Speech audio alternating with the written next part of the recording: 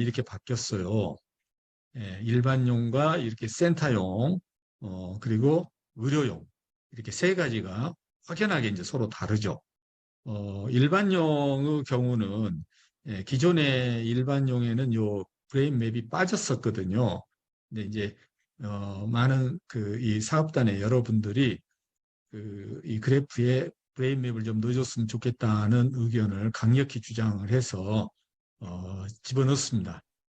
그리고 여기 보시면은 여기 이제 최종 이 점수들이 이렇게 나와 있는데 이것도 좀 달라졌어요. 그래서 이걸 이제 기초율동이 있고 인지, 수면, 정서, 행동, 스트레스, 주의, 뇌균형, 자기조절 해서 이렇게 점수가 나와 있습니다. 이건 이제 일반용이죠. 우리 이제 사업단에서는 이제 일반용을 기본으로 사용하게 되겠습니다.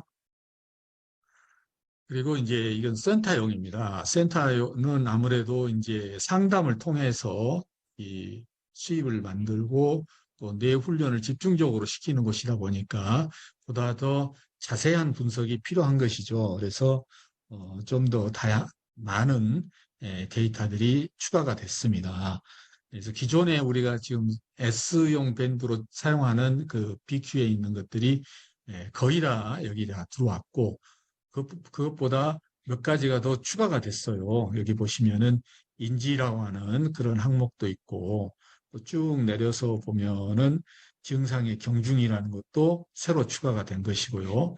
기초율동도 보시면은 여기 이 주파수의 뭡니까? 세기 값도 나와 있고 마지막 세 번째 것은 코히런스 값입니다. 코히런스, 일관성 값이라는 거죠. 일관성 값. 일관성 값이 잔해하고 운해의 연결성을 보여주는 것인데 왜 이렇게 두 개가 나와 있느냐 그러면 이 주파수가 서로 다를 수가 있어요. 같으면은 뭐 이 두 개 위아래 수치가 같겠죠. 근데 잔해는 10Hz, 운해가 9Hz 그러면은 이게 서로 달라질 수밖에 없습니다. 그래서 두 개가 있는 겁니다. 또 인지 점수라고 하는 것이 있는데 거기 보시면은 인지도라고 해서 잔해와 운해의 인지 능력이 서로 다를 수 있거든요. 그래서 그게 명확하게 구분돼서 제시가 되어 있고 수면 상태에 대해서도 이 점수만 보는 것보다 상담을 하려면은 알파 소실률을 정확하게 알아야 되기 때문에 여기에 알파 소실률이 제시되어 있습니다. 그리고 이제 이 우리 정서 지수에 해당되는 것인데 정서지수 보시면은 위쪽에 막대 그래프가 있어요. 그러면 막대 그래프가 위로 올라가 있고 아래로 올라가 있는데 이 분포 위쪽으로 몇 퍼센트, 아래쪽으로 몇 퍼센트 내려가 있느냐 그것을 여기서 그 우세율이라고 해서 위쪽으로 올라가 있는 것이 많은 것이 이제 요 파란색이 되겠죠. 잔해가 우세한 것이고 아래쪽으로 내려간 것들이 많은 것은 이제 운해가 우세한 것이니까 이렇게 되겠습니다. 그래서 이건 퍼센테이지거든요. 그래서 이 막대 그래프만 보고도 이 수치만 보고도 우리가 어느 쪽 뇌가 더 강하구나 하는 것을 판단할 수가 있습니다. 그래서 그걸 기반으로 해서 우리가 종합 점수가 나와 있고 행동이 이제 활성 지수에 해당되는 것인데 여기에도 역시 우세율이라고 하는 것이 들어가 있습니다. 그래서 이 우세율이 이제 이렇게 그 행동에서도 좌측이 강하냐 우측이 강하냐에 따라서 우리가 긍정이냐 부정이냐 이렇게 판별하지 않습니까? 그래서 이걸 이렇게 표시를 했습니다.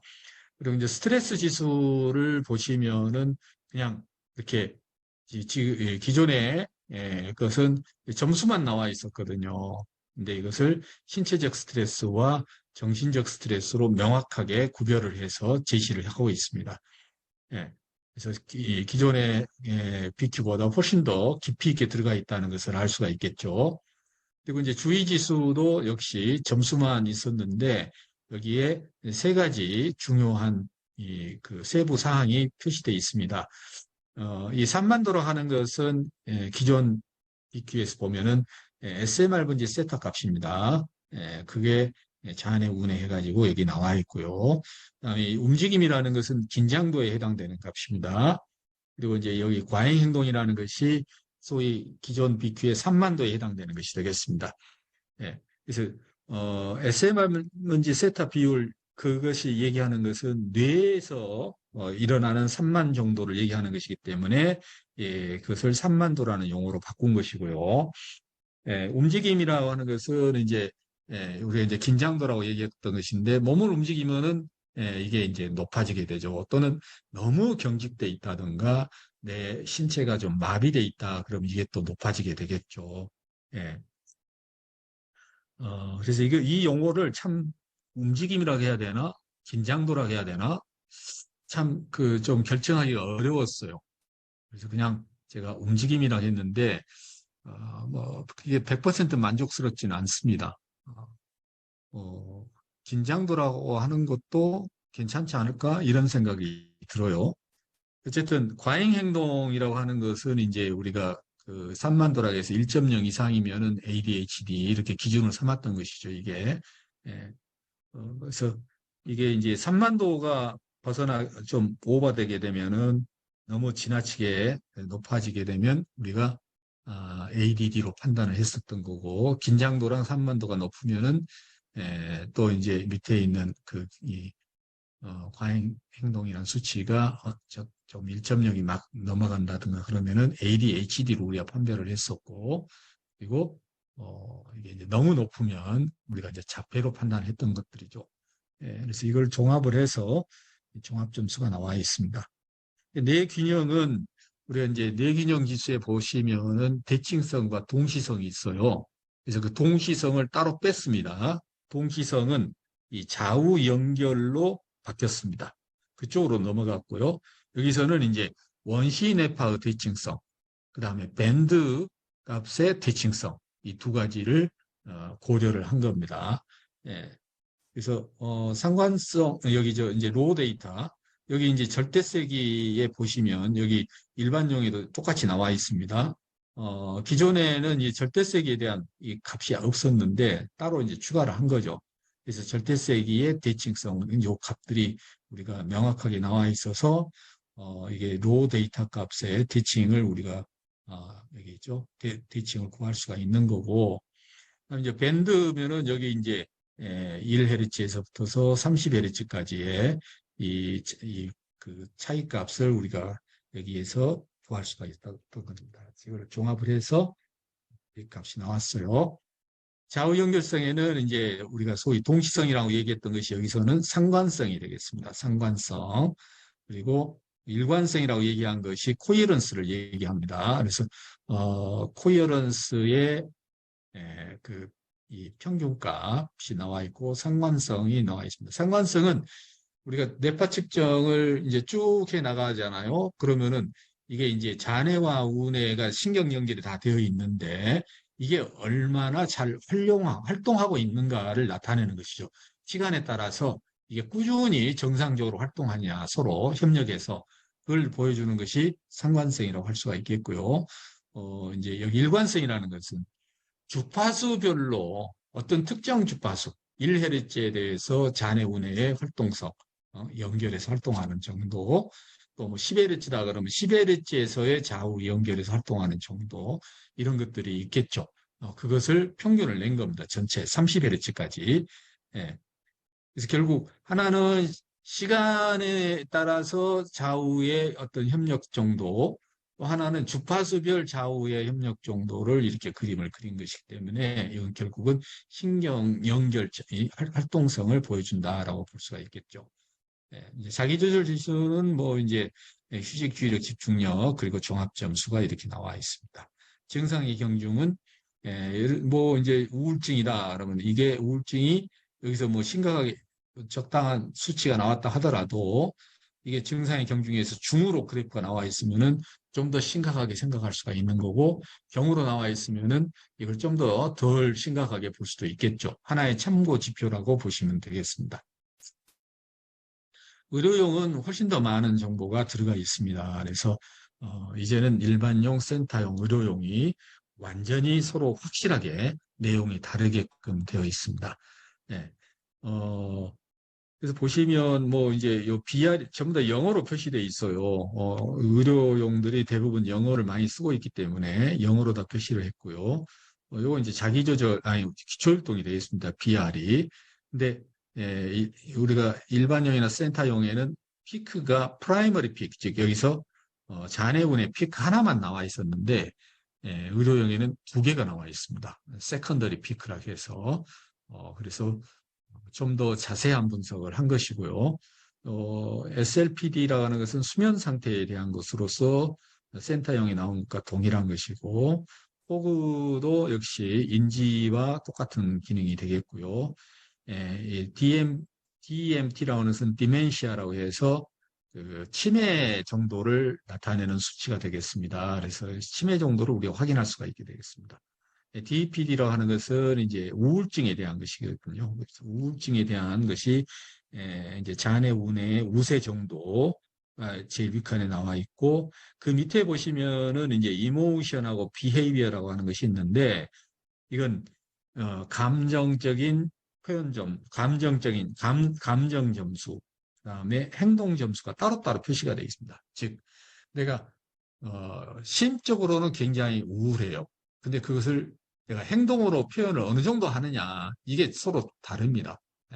그러니까 우울하다고 해서 방구석에 그냥 처박혀 있는 사람이 있는가 하면은, 어떤 사람은 전혀 내색을 안 하는 사람이 있어요. 전혀 내색을 안 하는 사람. 또 어떤 사람은 뭐 심각하면은 그냥 진짜 뭐 자살을 시도하는 사람도 있겠죠.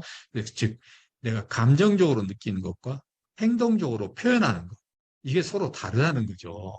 그래서 그것을 구분해서 제가 표현을 했습니다. 값을 표시했습니다. 그래서 이제 총체적인 값이 제시가 되어 있고, 이게 이제 디프레션, 이거는 이제 익스플로시브라고 해서 분노 조절에 대한 것이 되겠습니다. 조급증, 분노 조절 장애, 이런 것들이 이제 여기에 표현이 되는데, 이거 역시 똑같이 우세 정도, 자운의 우세 정도와 감정, 행동, 이게 따로따로 표시가 되어 있습니다. 그러니까 내가 막 분노가 막 치밀어 오르는 표정을 하고 있지만, 그것을 다른 사람한테 표현을 하지 않고 그냥 얌전하게 내 속으로 갈무리하고 있는 경우, 그럴 때 행동으로는 드러나지 않잖아요. 그래서 그런 것을 이렇게 점수화 시켰습니다. STRD라고 하는 것은 스트레스 점수거든요. 그래서 스트레스에서 이제 신체적 스트레스, 정신적 스트레스, 그다음 총점, ADD, ADHD 점수가 또 우리 주의지수 점수입니다. 이게 똑같이 나와 있고요. 밸런스, 자원의 균형이 이렇게 표시가 되어 있습니다. 그리고 CNT라는 것은 이제 자원의 그 접속 정도 제가 설명드렸던 것이죠. 이제 자기조절 지수에 대한 점수, 그 다음에 severity가 증상의 경중이 되겠습니다. 이런 것들이 상당히 훨씬 더 정밀하고 세밀하게 점수화돼서 그래프로 표시가 됐습니다.